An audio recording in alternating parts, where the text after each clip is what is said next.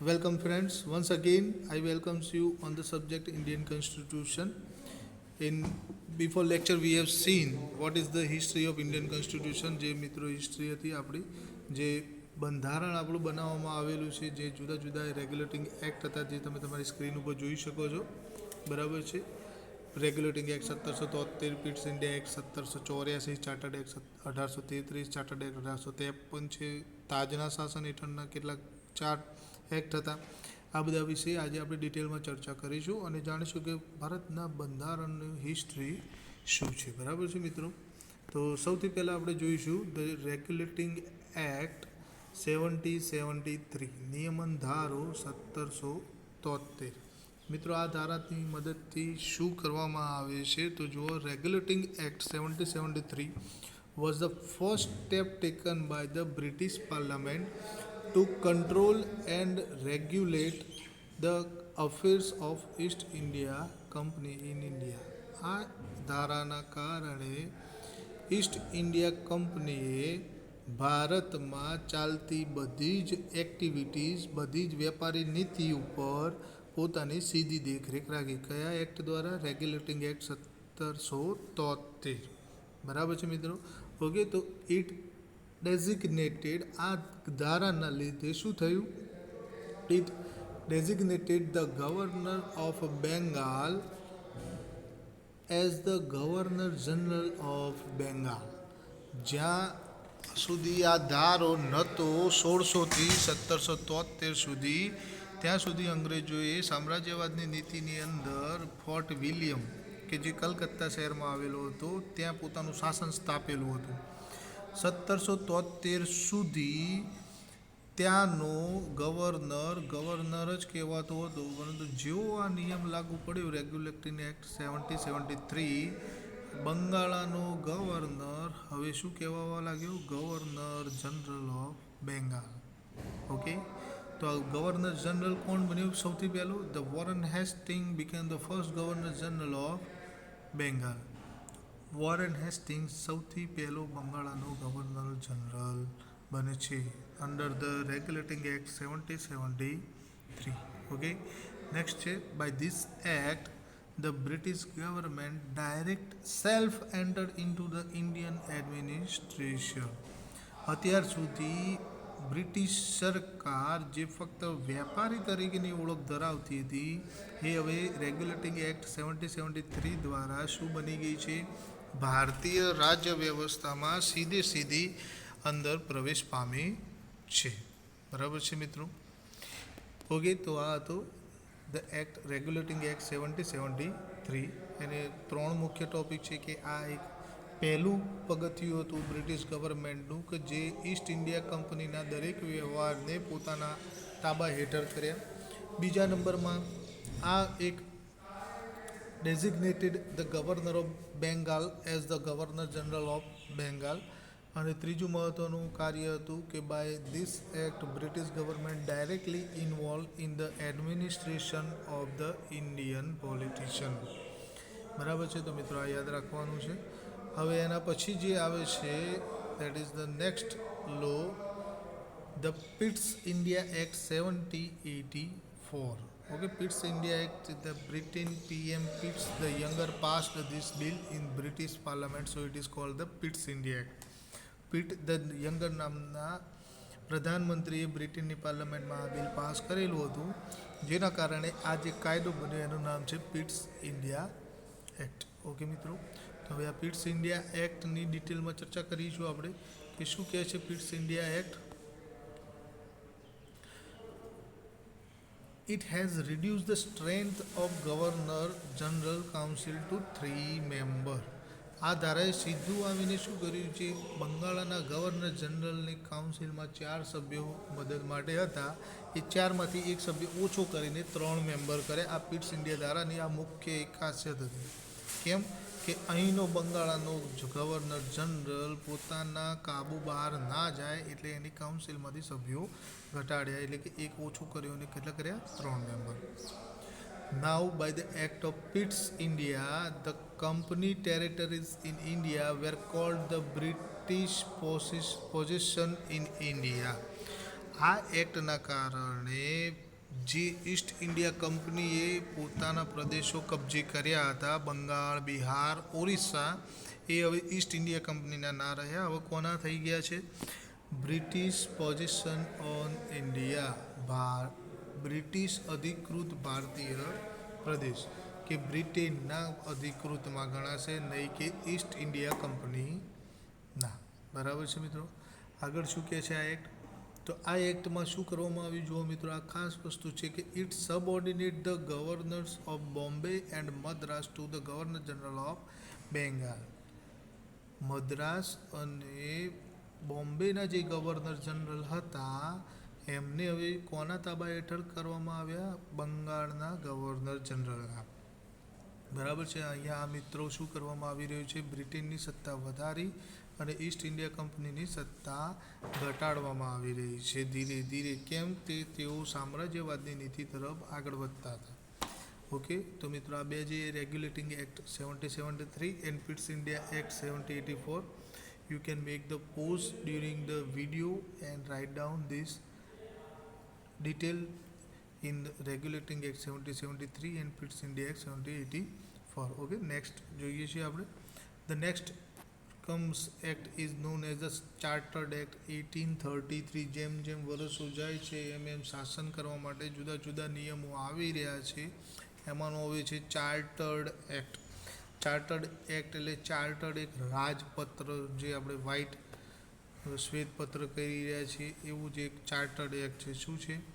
The governor general of Bengal become the governor general of India. Chartered act 1833 મુજબ સૌથી મહત્વનો સુધારો શું છે કે જે અત્યાર સુધી ગવર્નર જનરલ બેંગાલનો હતો એ હવે શું થઈ ગયો છે? ગવર્નર જનરલ ઓફ ઇન્ડિયા, આખા દેશ માટેનો ગવર્નર જનરલ. આ પહેલો ગવર્નર જનરલ બને છે લોર્ડ વિલિયમ બેન્ટિક. મિત્રો હવે તમને ખ્યાલ આવે છે કે જ્યાં 1600માં વેપાર માટે કંપની આવેલી હતી એ આજે 1833માં આખા ઇન્ડિયાનો ગવર્નર જનરલ પોતે સ્થાપી રહી છે, કે જે ફક્ત વેપારી હતા એ હવે રાજ્ય કરતા શાસન કરતા બની ગયા છે.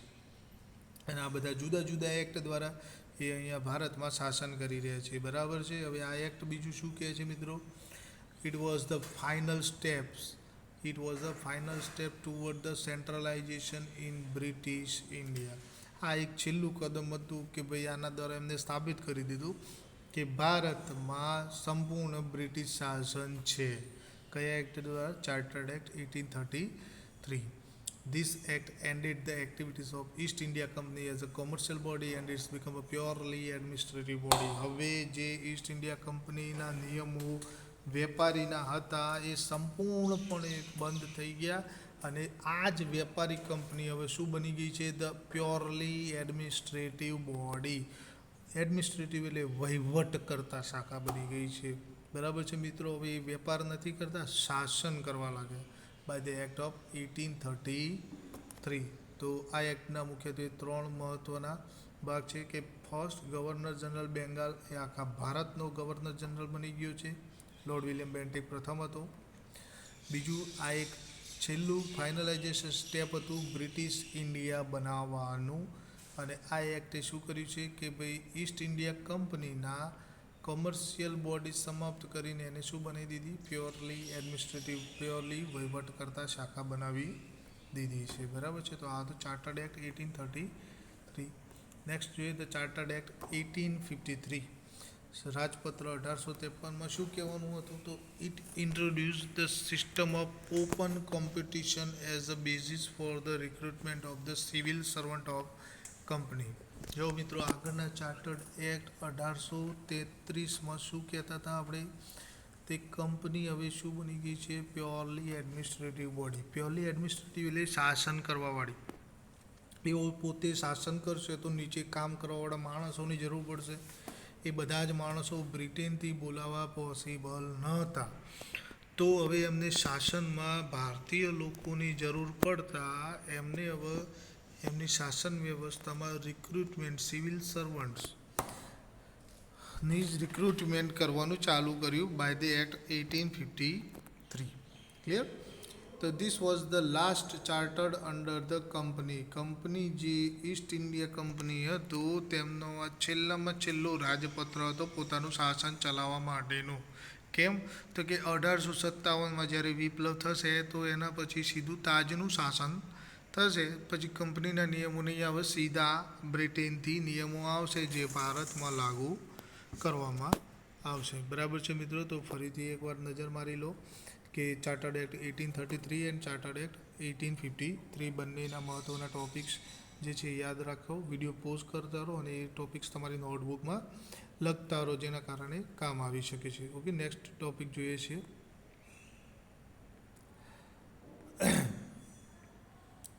The government of India act 1858. હવે મિત્રો જુઓ, સીધું નામ બદલાઈ ગયું છે. પહેલાં ચાર્ટર્ડ એક્ટ આવતું હતું, હવે ગવર્મેન્ટ ઓફ ઇન્ડિયા એક્ટ 1858. કેમ આવું કહેવું પડે છે?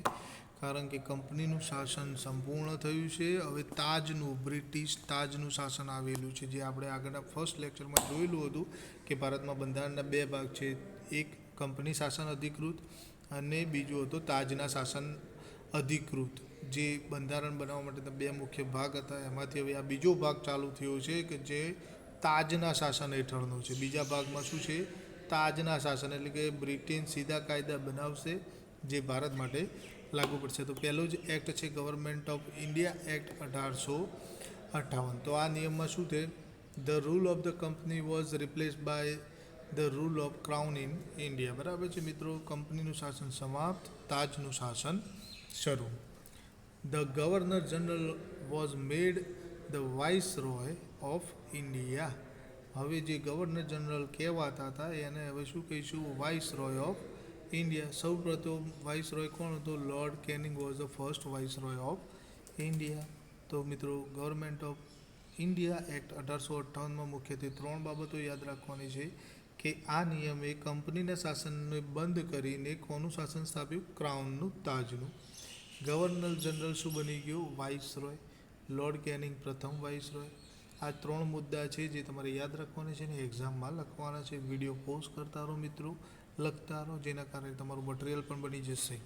Okay, next the Indian council act 1909. ભારતીય પરિષદ અધિનિયમ 1909. ભારતીય પરિષદ અધિનિયમ 1909 શું કહે છે? This act is known as the Morley Minto reform. હવે આ મોર્લે કોણ હતા? તો ઇન્ડિયન સેક્રેટરી જે બ્રિટેનના ભારતમાં નિમાયેલા સભ્ય હતા, જ્યારે મિન્ટો કોણ હતા? ભારતના વાઇસરોય. તો મોર્લે અને મિન્ટોએ ભેગા થઈને એક નિયમ બનાવ્યો જેને ઇન્ડિયન કાઉન્સિલ એક્ટ 1909 કહેવામાં આવે છે. તો આ એક્ટ શું કરેલું છે જોઈ લો. Communal representation for the Muslim by accepting the concept of separate ઇલેક્ટોરેટ.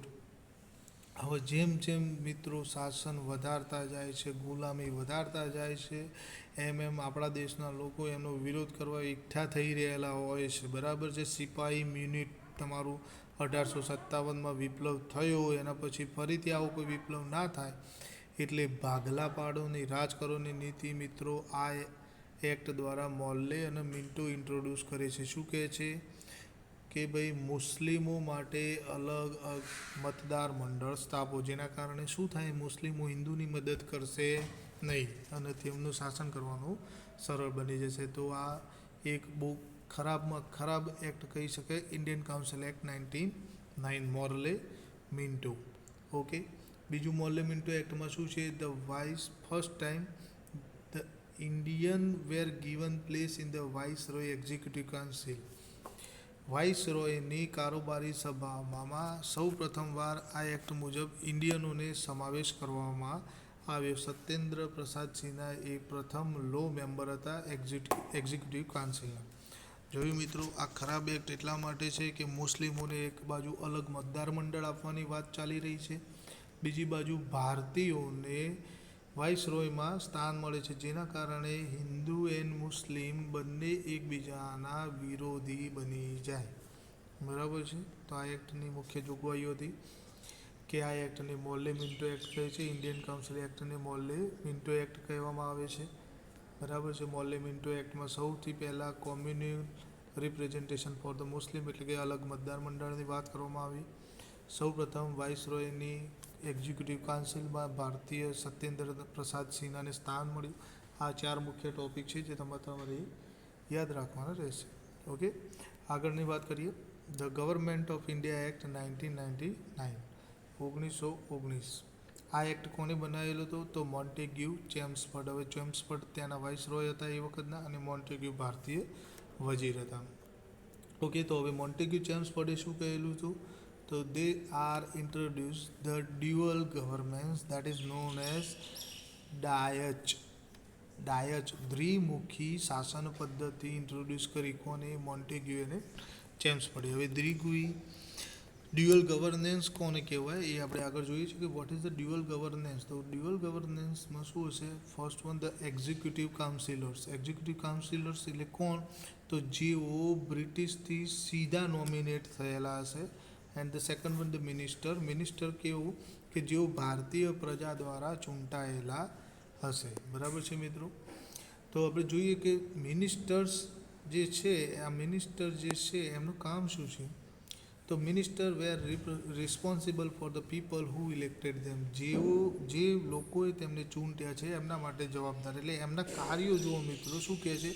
The subject included for the minister were the education, local governance, health, public works and religious એન્ડોવમેન્ટ્સ.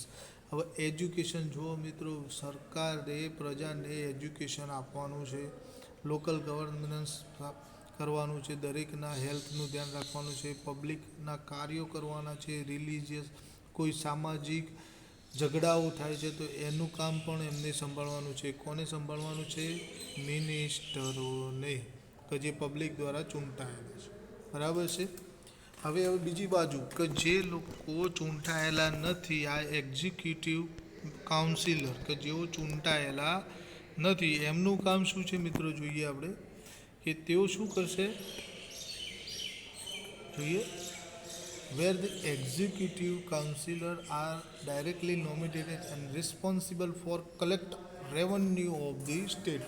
લો, કામ પબ્લિકનું મિનિસ્ટર કરશે જે ચૂંટાયેલા છે, પબ્લિકના સોશિયલ એન્ડોવમેન્ટનું કામ કરશે, પબ્લિકના કોઈ પણ કામ કરશે મિનિસ્ટર, પરંતુ જે કોઈ રેવન્યુ, જે કોઈ મહેસૂલ ઉઘરાવવાનું કામ છે એ કોણ કરશે? Executive councillor. એટલે કે આ થઈ દ્વિમુખી શાસન પદ્ધતિ. કામ પ્રજાના ભારતીયોએ કરવાના છે, પણ જે કોઈ મહેસૂલ આવે છે એ તે લોકો લઈ જાય. આ કેવી શાસન વ્યવસ્થા કહેવાય? દ્વિમુખી. કામ આપણે કરવાનું, પૈસા બ્રિટેન લઈ જાય. આ હતી દ્વિમુખી શાસન પદ્ધતિ. બરાબર છે?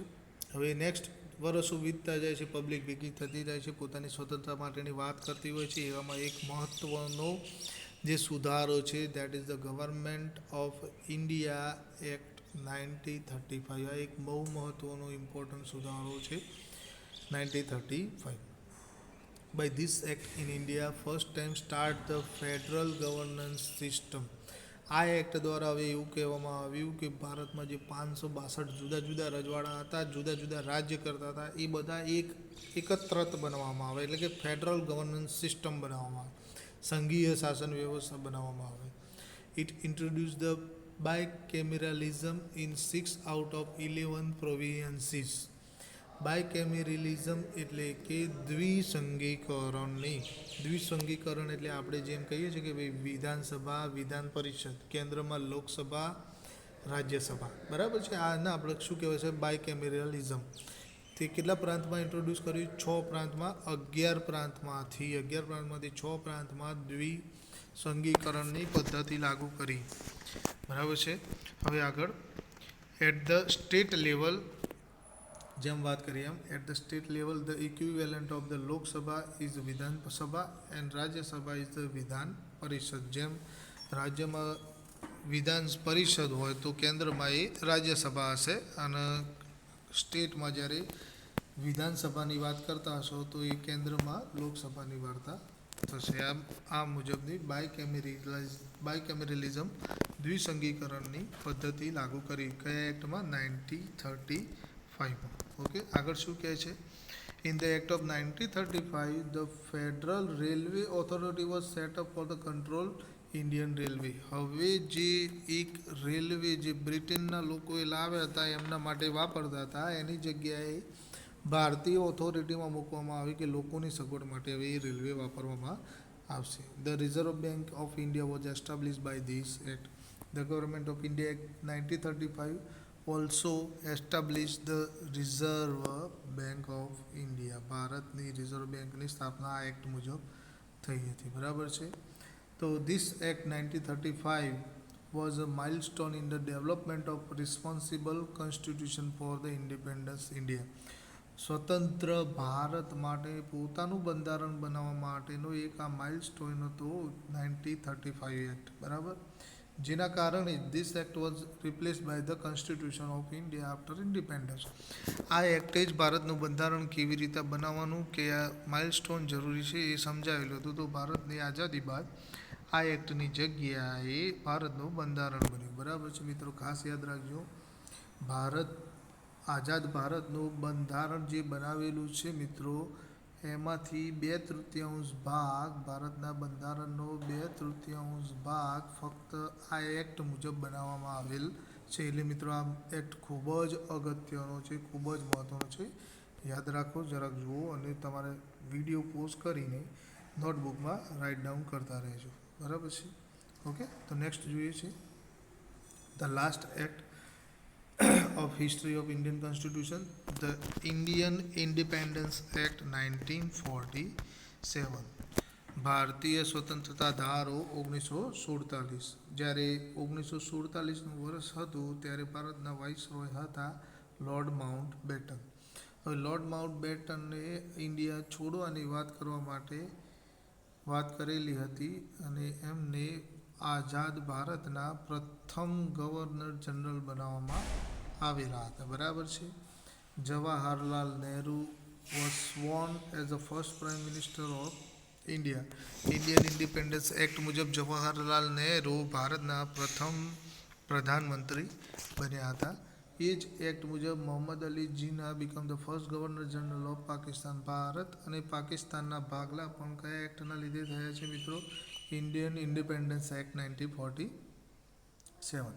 It provide the partition of country into India and Pakistan. હવે આ એક્ટના કારણે શું થયું મિત્રો? ભારત અને પાકિસ્તાનના ભાગલા થઈ ગયા છે. બરાબર છે.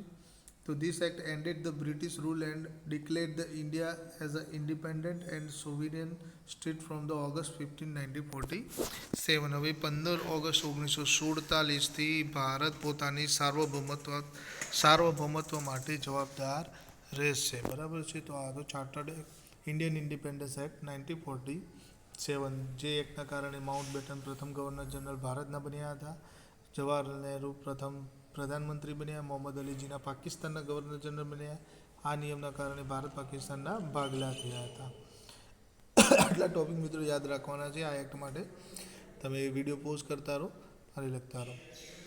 તમારે જો આ વિડીયો વિશે કોઈ પણ કમેન્ટ્સ હોય તો સીધા ડાયરેક્ટલી ફોન કરી શકો છો મને. બરાબર છે. Thank you very much.